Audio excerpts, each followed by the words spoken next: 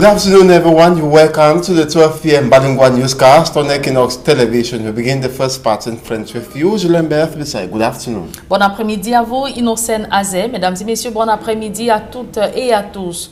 42 corps gardés à la morgue de l'hôpital régional de Bafoussam, y compris 4 femmes enceintes, un couple, une famille ainsi que leurs enfants décédés. C'est le bilan de l'effondrement de Ngouatié à Bafoussam, dépêché par le président de la République, le ministre de l'administration territoriale et le ministre de l'Habitat et de l'Urbanisme sont au chevet des victimes depuis hier. Les 2 membres du gouvernement annoncent que le risque d'un nouvel éboulement persiste du fait de la pluie qui continue de tomber à Bafoussam. Ils invitent par conséquent les populations à quitter les lieux. Plus de précisions avec Joël Essengay à Exiré. Première étape de la visite de Paul Atangandji et Célestine Ketcha-Koutez à Bafoussam, la morgue de l'hôpital régional de Bafoussam, où les corps des victimes ont été déposés. Une première information est donnée.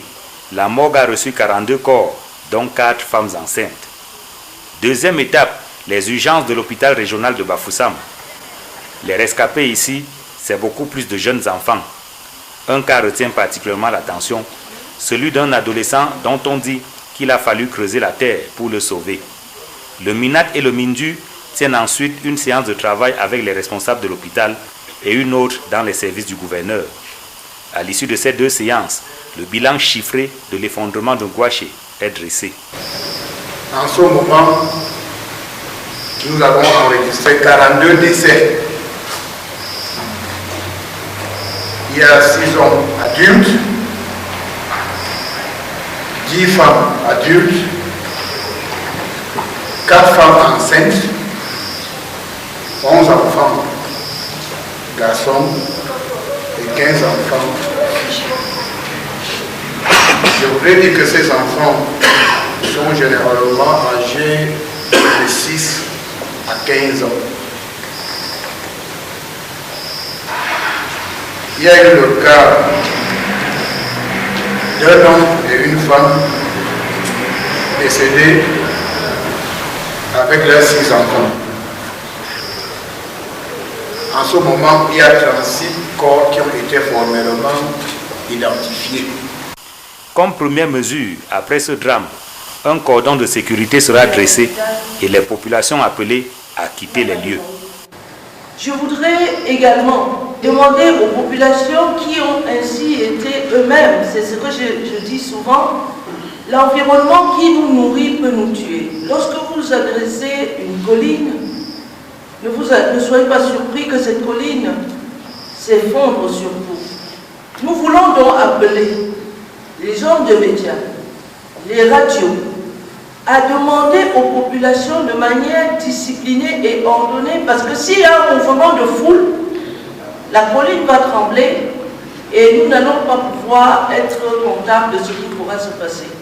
Il est urgent, comme l'a dit Monsieur le ministre de l'administration territoriale, que les familles qui se sont installées sous le flanc de la colline libèrent au plus vite, mais de manière disciplinée. Le gouvernement annonce également qu'il prend en charge tous les frais d'hospitalisation des victimes. L'hôpital régional de Bafoussam ne devrait rien demander aux familles. Évoquons à présent cette grogne au marché central de Marois, c'est à l'extrême nord Cameroun. Des commerçants de cet espace marchand ont gardé leurs boutiques fermées depuis ce matin. Ils dénoncent des abus dont ils sont victimes au quotidien par des hommes en tenue. De violents affrontements entre ces commerçants en colère et les éléments de la gendarmerie ont été enregistrés. Je vous propose d'écouter quelques commerçants interrogés par notre correspondant Amadou Daïro. Aujourd'hui, le gendarme était venu au marché à propos de le bagage qui s'est venu du Nigeria. Il disait que le bagage c'est pour lui. Il arrête chaque jour venir au marché, arrêter le bagage. Arrêter le bagage, il n'a même pas au brigade. Il vend ça au marché. Il y a ses complices au marché. Il prend l'argent, 1 million, 2 millions, 500 000. Dans 3 mois, il a changé 2 voitures. Il a voiture Golf, il y a voiture Corolla, il y a son moto Mazda. Il est chez les gens chefs. il s'appelle Dalala. Il nous a souffert beaucoup. Avant-hier, dans la nuit, ils ont allé dans la maison d'une personne, ils ont allé agresser la personne à la maison. Ils ont allé agresser la personne à cause de 90 000 francs, ils ont agressé la personne à la maison. C'est même quoi comme ça, ils nous ont souffert comme ça. Nous, on souffre au marché, mais lui, il a le voiture, comme ça, nous sommes avec le vélo, c'est pas bien comme ça. Mais ça, c'est aujourd'hui, c'est fini pour lui. Nous sommes déjà finis. Aujourd'hui, il n'y a pas de travail, mais on me marche. On est travail. Que la justice soit faite. Il a eu la chance, il a la tenue sur lui. Sinon, là, on va lui brûler. Parce que nous, on connaît le droit. Quelqu'un avait le tenue, on ne peut pas mettre la main sur lui. Parlons économie à présent. Rapport Doing Business 2020 de la Banque mondiale.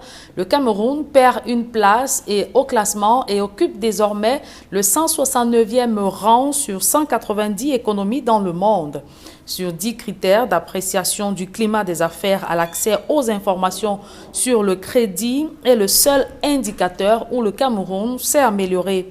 Cependant, plusieurs défaillances ont été observées dans le cadre institutionnel, structurel et conjoncturel. Séverin Tchumba et Jean Pochouniat nous en disent un peu plus. L'année 2019 qui tire à sa fin laissera en point douter de mauvais souvenirs aux chefs d'entreprises nationaux et étrangers opérant au Cameroun. Les chiffres du bulletin du deuxième trimestre du groupement interpatronal du Cameroun en disent long, avec par exemple 80% des hommes d'affaires qui dénoncent une multitude d'obstacles empêchant un décollage réel de l'activité économique. Au premier cri de leur mal-être, la dégradation de leur trésorerie, conséquence directe d'un ensemble de goulots d'étranglement institutionnels, structurels et aussi conjoncturels. L'administration publique y a une part de responsabilité dans l'inertie et les lenteurs presque à tous les niveaux. Corruption dans l'acquisition des permis de construire, la main molle dans la lutte contre la concurrence déloyale de l'informel, la contrebande, la pression fiscale, la faible imposition de certains produits importés, pourtant fabriqués localement. Loin d'être au bout de leur peine, il y a l'épineuse question de l'accès à l'électricité, l'accès au crédit, l'insuffisance du personnel qualifié, le règlement des cas d'insolvabilité, le non-respect des contrats et tout récemment, le difficile accès aux devises avec la nouvelle réglementation en zone CEMAC. Et comme cela ne suffit pas, le contexte y a mis du sien avec l'application de la loi de finances 2019. L'insécurité à l'extrême nord avec Boko Haram, l'instabilité dans le nord-ouest et le sud-ouest. Voilà une coupe bien trop pleine pour des chefs d'entreprise qui doivent la boire jusqu'à la dernière goutte. L'impact de cet assombrissement sur le climat général des affaires, c'est bien la stagnation ou le ralentissement des activités, entraînant une baisse significative du chiffre d'affaires, déplore bien dépité plus de la moitié des chefs d'entreprise camerounais. À l'analyse de tous ces faits nocifs, à la bonne santé économique d'un pays qui se veut émergent d'ici 15 ans, la régression du Cameroun dans le classement 2020 de la Banque mondiale n'étonne pas, révèlent les économistes les plus avertis. De 166e en 2019, notre pays est désormais 167e dans le rapport Doing Business que vient de publier la Banque mondiale. L'institution de Bretton Woods note que sur 10 points d'appréciation, le Cameroun a amélioré un seul indicateur, l'accès aux informations sur le crédit. Bien qu'en perte de vitesse d'une place dans ce classement 2020, le Cameroun reste la locomotive de la sous-région CEMAC, suivi du Gabon 169e, la Guinée équatoriale 178e, le Tchad 182e et la Centrafrique 184e, sur 190 économies dans le monde, en matière de facilité à y faire des affaires. Des publi-reportages dans ce journal, la jeunesse consciente de l'Ouest fait du vivre ensemble son cheval de bataille. Elle vient d'effectuer une descente dans les régions de l'Ouest et du Sud où elle a prêché la paix et l'harmonie entre différentes communautés. Reportage. À la tête de la jeunesse consciente de l'Ouest, JCO, Iliassou Djibrin vient d'enfourcher le bâton de pèlerin pour faire asseoir définitivement les vertus du vivre ensemble dans les cœurs des Camerounais. Ainsi, Galim, dans le département des Bamboutos, région de l'Ouest, a d'abord abrité la cérémonie de lancement officiel des activités de la JCO. Il y a été question de présenter au grand public les objectifs poursuivis par cette association. Moi, je suis d'une zone, je suis même chef dans une zone où, disons, le peuple a simplement accueilli mes ancêtres. Si aujourd'hui ce repli identitaire allait affecter cette zone, Mais rendez-vous compte, moi je serais perdu. C'est vrai, et ça ne nous accompagne pas, c'est un frein au développement. Parce que ici, par exemple, j'ai posé des actions. J'ai posé des grandes actions, j'ai fait des constructions. Je suis allé jusqu'à un niveau un peu très élevé dans le cadre social. J'ai apporté du soutien social aux gens. Bon, si aujourd'hui je ne me sens plus chez moi, simplement rassurez-vous que aucune action ne sera plus posée. Moi, je ne vais plus rien faire. Et c'est un frein pour le développement du Cameroun. Dans la foulée, les événements de Sanmelima, dans le département du Djaïlobo, région du Sud, ont offert l'occasion à la jeunesse consciente de l'Ouest d'aller réconforter les victimes de ces moments douloureux avec à la clé des échanges cordiaux avec les autorités administratives. Moi, je suis l'une des personnes qui veulent que le vivre ensemble soit une réalité palpable au Cameroun. Je suis entré enseignant à 20 ans. Et j'ai commencé mon enseignement au Nord Cameroun, à Pitoua. Je parle privé comme je parle boulou. Ouais. Après les 8 ans du Nord, je suis parti au Nord-Ouest. J'ai fait 3 ans à Bamenda, 1 an à Tatou, 5 ans à Michagé. On a effectué des rencontres d'échange, on a sensibilisé les populations sur le tribalisme qui est un fléau qui détruit réellement le Cameroun actuellement. Nous allons continuer à intensifier cette sensibilisation sur l'étendue du territoire national. Telles sont les missions de jeunesse consciente de l'Ouest. Avec ces initiatives, la jeunesse consciente de l'Ouest entend contribuer à l'établissement d'un climat de concorde entre les Camerounais pour un développement harmonieux. Nous devons éduquer nos jeunes, nous devons éduquer aussi les parents, pourquoi pas, à aimer le vivre ensemble, à vouloir vivre ensemble, surtout cultiver l'amour du prochain, pas l'amour d'une ethnie particulière ou quoi que ce soit, mais l'amour du prochain. Après cette première vague d'activités, la jeunesse consciente de l'Ouest, JCO, va se muer en jeunesse consciente du Cameroun, JCC. Ce sera au cours d'une cérémonie dont l'entrée sera gratuite à Douala-Bercy le 23 novembre 2019. Le groupe bancaire Afriland First Bank s'illustre aussi par l'accompagnement des petites et moyennes entreprises à travers la 2e édition des mercredis des PME qui sont un cadre d'analyse et de prospective pour ces dernières. Reportage. Donner des arguments aux petites et moyennes entreprises tout en les accompagnant. C'est l'objectif que poursuit le groupe Afriland First Bank à travers les mercredis de la PME dont la 2e édition vient de se tenir à Yaoundé. Le mercredi de la PME naît d'un constat simple, celui selon lequel on a d'un côté des clients qui ont besoin de rencontrer leurs fournisseurs et de l'autre côté des fournisseurs qui ont besoin de rencontrer leurs clients. Et généralement, ils viennent nous solliciter pour demander comment est-ce que je fais pour avoir un fournisseur de telle chose, comment je fais pour avoir un client de telle autre. Et on a donc imaginé dans ce concept qui permet effectivement de mettre en réseau des clients qui évoluent dans des secteurs complémentaires. Les thématiques abordées sont variées et dans le même temps, il est aussi question pour Afriland First Bank de consolider son portefeuille. Les thématiques sont évolutives. D'abord, la première, nous avons mené une enquête auprès de nos clients qui nous ont permis de bien savoir exactement quelles pouvaient être leurs problématiques, quelles pouvaient être ce dont ils ont exactement besoin. C'est sur la base de ça que nous classons nos thématiques. C'est pour ça qu'à la fin de chaque forum, nous mettons à leur disposition des fiches sur lesquelles ils remplissent et qui nous permettent de voir comment est-ce qu'on va préparer la deuxième. Donc ce n'est pas une thématique fixe, c'est évolutif, malgré le fait que ce soit toujours le mercredi de la PME. Ce que Afriland a mis sur pied, nous essayons justement de réseauter et de nous présenter au marché, aux consommateurs, au grand public et nous faire connaître aussi parce que justement c'est toujours des opportunités que nous avons tous les jours de pouvoir agrandir nos parts de marché. Cette démarche est perçue par les experts comme ayant un impact réel sur le savoir-faire des PME pour le bénéfice du consommateur final. Les PME, les entreprises d'une manière générale, s'accommodent avec tout ce qui concerne les formalités administratives aujourd'hui. Surtout pour ce qui est des normes, ça a été bien présenté. Ça permet de définir ou de déterminer le niveau minimal des exigences de la qualité des produits. Et donc, dans ce sens-là, effectivement, ça a un impact immédiat sur la qualité de la production, mais surtout sur la qualité du produit qui est offert sur le marché.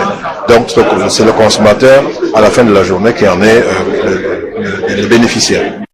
Pour les promoteurs des PME, c'est tout bénéf pour leurs activités. J'ai été édifié ici aujourd'hui par la qualité des réponses et même la qualité des questions que les participants ont posées et la qualité de l'intervention des membres, des représentants des ministères. Ça veut dire que la satisfaction est totale. Les mercredis de la PME, qui sont un rendez-vous trimestriel, se positionnent donc, grâce à Freeland First Bank, comme un outil d'importance pour les petites et moyennes entreprises au Cameroun. À présent, la deuxième partie de ce journal, elle est en langue anglaise avec vous, Innocent Azé. Good day once again. Thank you, Julien Bev. Good day to you and to our viewers. Good afternoon to you as well. Thanks for staying with us. Traders at the Marwa Central Market in the far north region of Cameroon have plunged into a riot this morning against some police elements while their shops remain closed. They complain of being constant victims in the hands of these security officers who take fabulous sums of money from them and equally looting their goods. The refusal to continue paying this money this morning led to a violent confrontation between the traders and security elements. And away from that, we take you to Bafoussam 3 in the west region of the country to talk about the landslide, just to indicate that a ministerial commission is expected to be in Bafoussam today, and that will constitute the Minister of Housing and Urban Development, Ministry of Public Health, equally Minadero, and equally it should be noted that both ministries, that's Mindu and Minat, are already on the site, and a crisis meeting is expected to take place beginning as from 2 p.m. and this commission has been dispatched by the Prime Minister, Head of Government, Joseph John Goute. A detailed report shall be presented to the Prime Minister for further measures, and should be noted that yesterday, while the Minister of Territorial Administration and the Minister of Housing and Urban Development visited the Bafoussam Regional Hospital, they equally had a meeting at the West Governor's office, where the Minister of Territorial Administration noted that a total of 42 corpses have already been retrieved from the landslides that occurred on Monday. He said amongst the 42 corpses, 6 are men adults, 10 women who are equally adults, 4 pregnant women, 11 male children, 15 female children. A family, that's a man and a woman, died alongside their children. A total number of 36 corpses have been identified, and the state equally promised that it will take care of all the bills of those who have been hospitalized at the Bafoussam Regional Hospital. We now take you to the southwest region of the country to talk about decentralization, which is yet to be effective, and local government authorities have equally been blamed for the poor competencies that is in speeding up the decentralization process in order to enhance development in the country. This was made by officials of the Decentralization Ministry in a camp together attended by Southwest Regional Correspondent Derry Jato. The Local Government Training Center Sefam Boya 2019-2021 training period is officially open, and at the solemn opening ceremony presided at by Madam Fokatrain, Director of Human Resources for Local Collectivities in the Ministry of Decentralization and Local Development, on behalf of her minister, said today's much talk on effective decentralization can only be conveniently implemented when the competencies are there at the local level to receive and manage the resources that will be transferred to councils. At the local level, there are people that are supposed to manage those resources that are going to be transferred. And if those who are supposed to manage the transferred resources are not competent, that don't have a qualified profile to manage those resources, it means that we are still moving a step ahead and moving about 10 steps behind. reason why the Ministry of Decentralization and Local Development is seriously stepping in to prepare the groundwork in that direction. The Minister of Decentralization and Local Development is not relenting his efforts to see into it that CEFAM is up to the task of training those who are going to manage those resources in the field. And Matthew Hagbe, Director of CEFAM Boya, at the opening ceremony taking place here at the CEFAM headquarters in Boya, announced that new changes have already been made to adapt to the new requirement of decentralization in terms of training in his center. We do have a new curriculum, a curriculum that is really adapted to new requirements of the decentralization process, and we have started implementing it already to really make sure that the training content is meeting the needs on the field. Okay. CEFAM is one of the centers where much is expected, especially in these present exigencies. And the new divisional officer for Deya 2 subdivision in the Senegal Maritime Division of the Littoral region is expected by the population to establish peace in the municipality and equally enhance development via the construction of good roads, equally schools and hospitals. And the new divisional officer was installed recently. Details with Hemine Luga.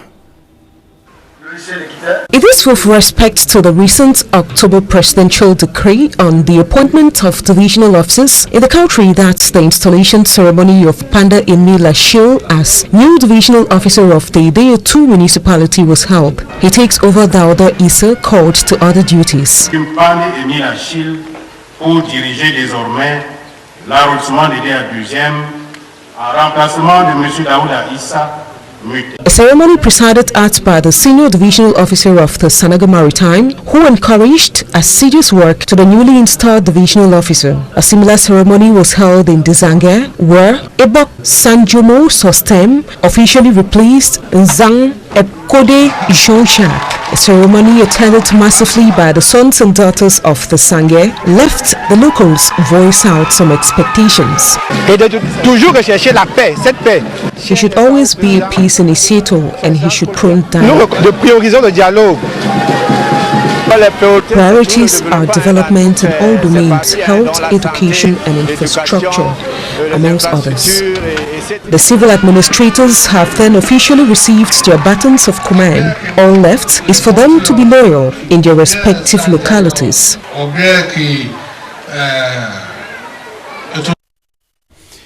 We now talk about economic to tell you that Cameroon has lost one place on the world doing business based on the classification table 2020. That's according to the latest report published by the World Bank. Cameroon is now 167th out of 190 destinations with ease of doing business across the globe. For me, Armstrong Sander tells us more. The World Bank in its 2020 Doing Business report says Cameroon is 167 out of 190 destinations with ease of doing business across the world. After studying 10 factors favorable for business, notably starting a business, employing workers, dealing with construction permits, getting electricity, registering property, getting credit, protecting minority investors, paying taxes, trading across borders and contracting with government, the World Bank gave Cameroon a 4.1 score out of a total of 100 points available. The World Bank notes that Cameroon has evolved only on 1 point out of the 10 factors favorable for doing business, and that has to do with improvements on information on getting credits across Cameroon. This, according to Invest in Cameroon, is thanks to Cameroon's efforts within the Central African Economic and Monetary Community, CEMAC, where Cameroon stands tall and is only seconded by Gabon on spot 169 with regards to the current classification. Despite Cameroon's position within the Central African sub-region, Cameroon witnessed a drop with regards to the global ranking as compared to last year when it was on spot 166. The first 3 best positions in Africa went to Morocco, Kenya and Tunisia, while Libya, Eritrea and Somalia occupied the last 3 positions in Africa. The World Bank says New Zealand, Singapore and Hong Kong are the top 3 destinations with ease of doing business across the world. And now in sports, the Junior Lions of Cameroon will this Wednesday take on Argentina in their second game of the FIFA Under-17 World Cup ongoing in Brazil. The Baby Lions failed to pick 3 points that was in their first encounter against Tajikistan. They defeated that was 1-0. Smanjukan Gabriel presents the state of the national football team, that's the Under-17 Lions of Cameroon. Returning to the FIFA Under-17 World Cup tournament after 16 years of absence, the African champions Cameroon started the tournament with a defeat to Tajikistan, who were recording just their first win at the world level since 2007. The Tajiks, who now top Group E with 3 points, defeated the Under-17 Lions with a lone goal through the penalty spot at the second segment of the game. Away into the corner, and we might have a massive shock on our hands here. And Sheriff Big found the corner. Wasn't the cleanest strike you'll ever see, but it doesn't matter. Notwithstanding the defeat, the boys of Coach Libby Thomas had their chances, which did not materialize. Wamba goes for goal. Top of the crossbar, goalkeeper would have got nowhere near it. The Under-17 Lions now have a little scope for errors with further Group E matches against Argentina and Spain. The other African representatives, Angola, Senegal and Nigeria, all recorded victories in their first outing at the FIFA Under-17 World Cup taking place in Brazil. A massive upset. And that's it for this 12 p.m. Bilingual newscast. Thanks so much for watching. Another rendezvous is at 4 p.m. with Immaculate Forgue and Julien Berth Bissay. Right. Bien évidemment, Innocent Azé, je serai en compagnie d'Immaculate Forgue. Mesdames et messieurs, merci de votre fidélité.